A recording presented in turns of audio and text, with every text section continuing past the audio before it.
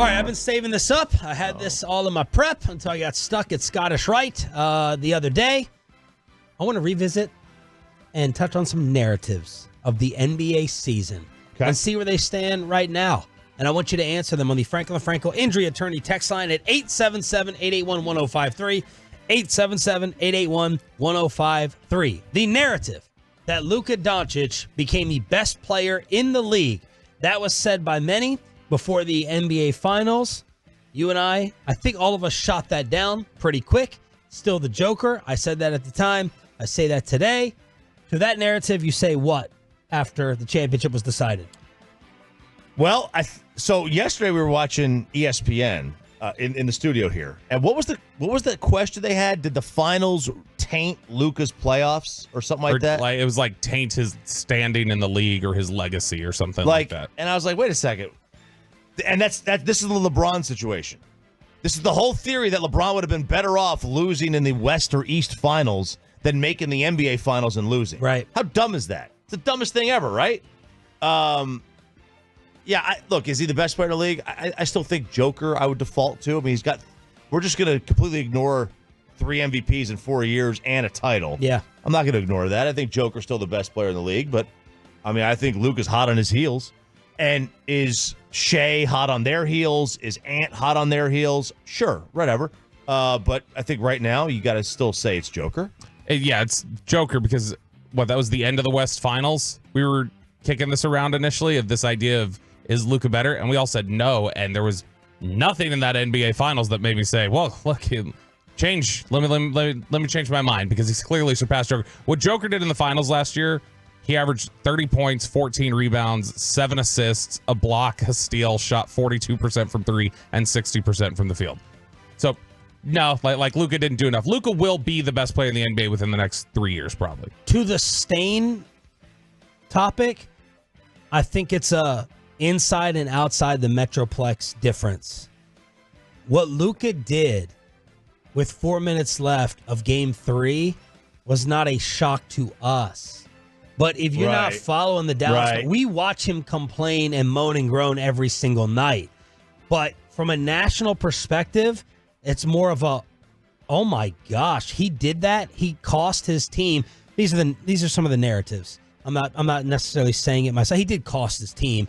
I'm not saying they would have won, but I know he cost them any chance of winning when he got kicked out or fouled out of the game. So that stain thing makes more sense outside of the Metroplex when you don't watch him every single night and what he does with the referees. Does that make sense? Yeah, I totally agree. We knew this was what he was. This was his MO. Let me ask this question. Bigger stain after the finals, Tatum or Luka?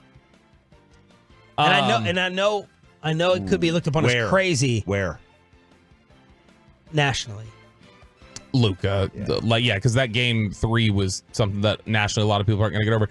Because to me, Tatum took a knock. I'm leaving these NBA Finals. I know Brian Windhorst, who I love, he's dead wrong about this. No one will care after you win. No one will care. All the questions will be erased, blah, blah, blah. No. I leave the Finals now knowing and believing that Jason Tatum is not the best player on his team. Those aren't his Celtics. So it was a loss. It was a big picture win. Legacy loss. It was a legacy loss. He won the war. He lost the battle. In my opinion, in my view, with Jalen Brown being the guy. Yeah, Brown came across as like he's the alpha, like it's his team in the last 2 series. Yeah. And so he loses in that respect. He doesn't seem like a guy who cares like Tatum, so I don't know how much it bugs him. He seems pretty passive about that kind of thing. The thing that got stained or damaged or lessened for me a little bit, and I don't want people overreacting, and I'm saying he's not clutch or anything else. Kyrie.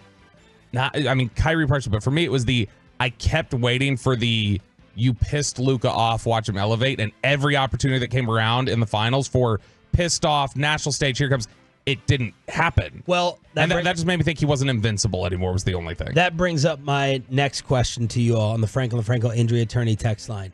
Me and others hoping for calmer Luka was a mistake. True or false?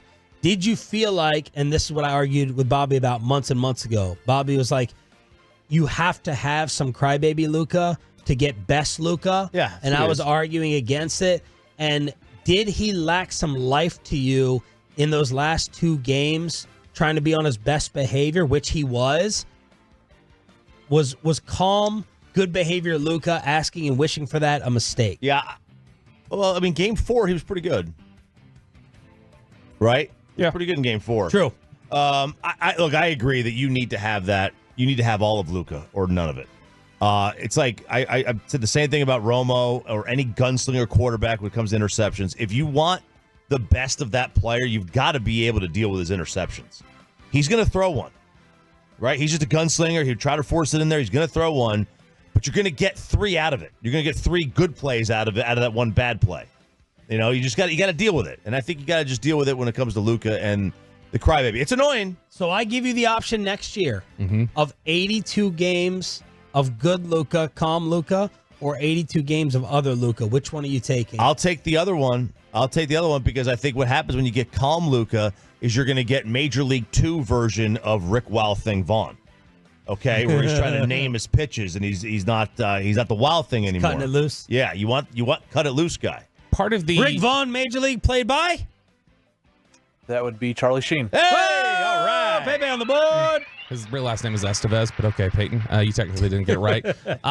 Yeah, look, I mean, I think it's part of that entitlement that he approaches the game with that makes him say to referees every single time I get fouled. I do think part of that affects his psychology and his entitlement that says this is mine or this basket's mine or this moment's mine. Like, I think it's all part of just his own basketball floor entitlement that helps him be who he is in a lot of ways.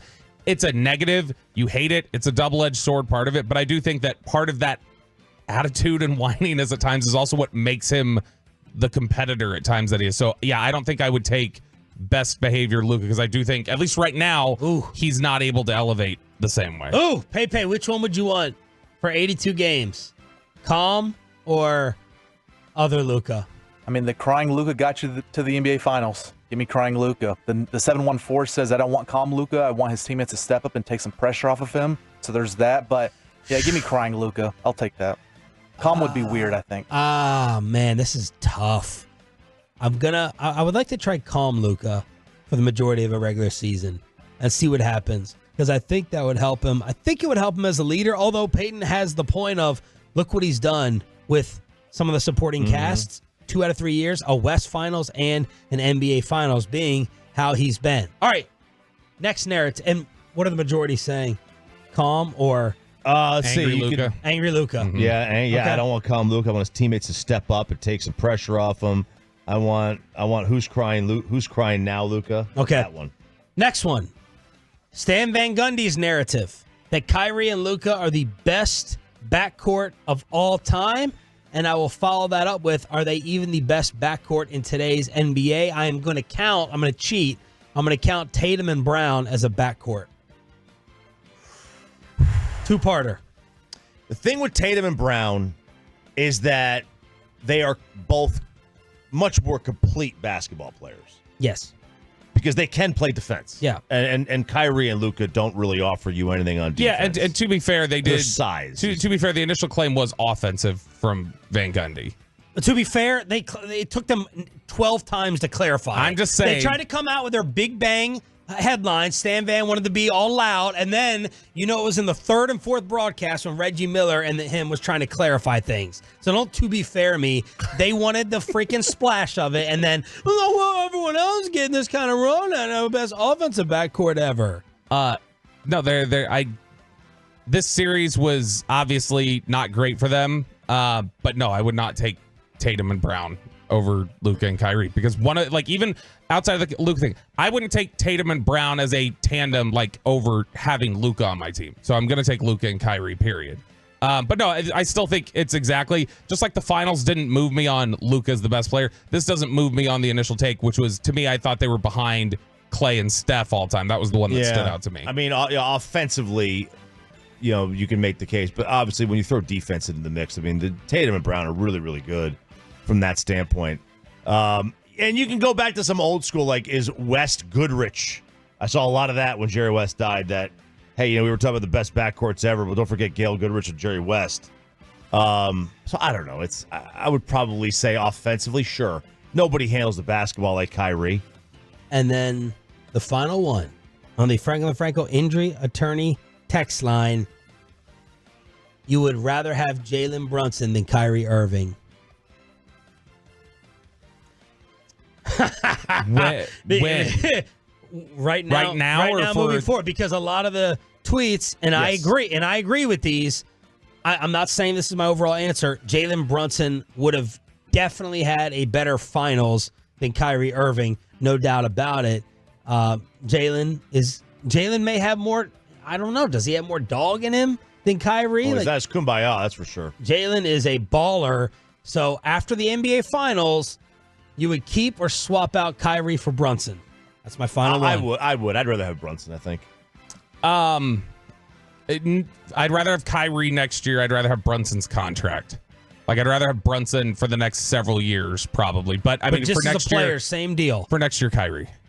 Especially because of what Kyrie is in the locker room. Kyrie is their leader. Like, he did provide a ton of stability, I think, that a lot of guys coalesced around.